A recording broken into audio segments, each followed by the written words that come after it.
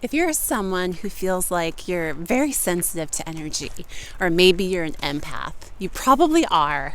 And it's possible that all of this energy that you're feeling can affect your body. Feeling energy, being sensitive to energy, being an empath is a spiritual gift. But if you're not sure how to work with it, you don't have awareness of it, it can show up in negative ways through the body. And I know because I have experienced this myself. And so feeling energy is a spiritual gift. You can also be trained to see energy.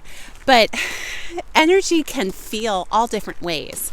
You might have the experience of going somewhere and it feels really good. It feels bright and warm and cozy and safe.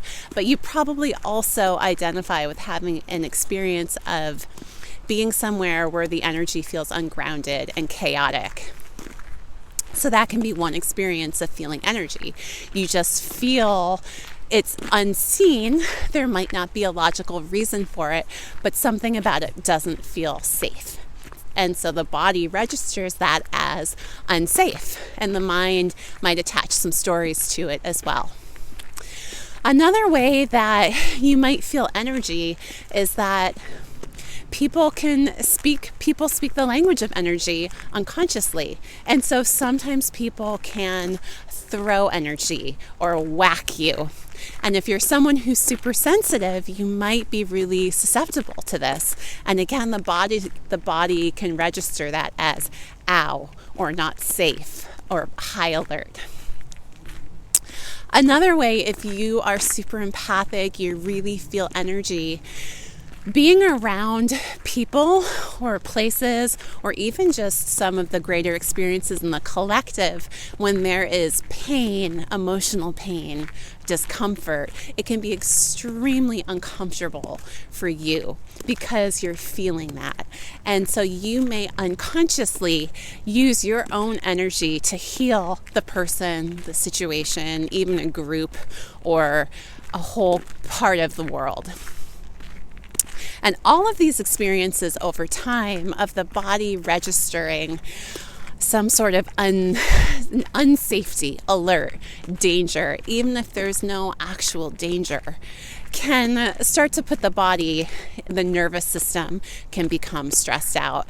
And you may be susceptible to issues with your adrenals, with your thyroid, even prone to autoimmune disease, migraines, some of these types of different burnout things where the body is in a state of sort of hyperarousal for a long period of time.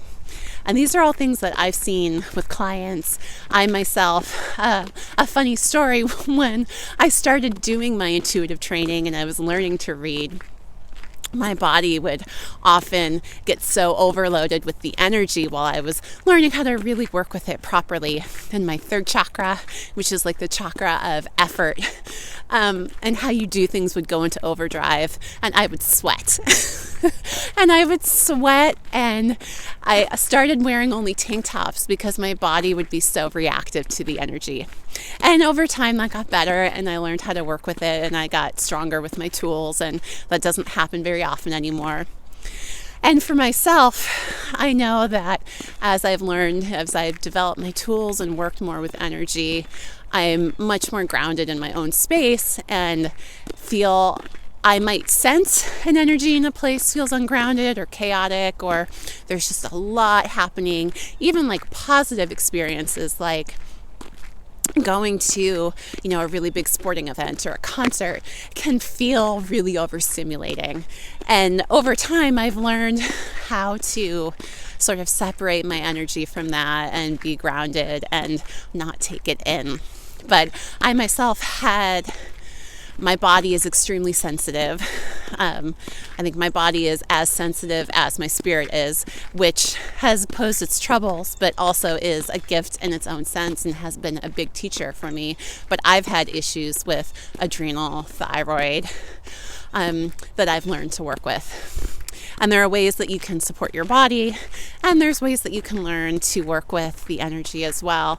But just validating that if you're having this experience, that it's real, that this intangible, unseen energy can actually affect the body, is real, can just be validating. And so if you identify with that, let yourself know that. Let that be real, and take good care of yourself.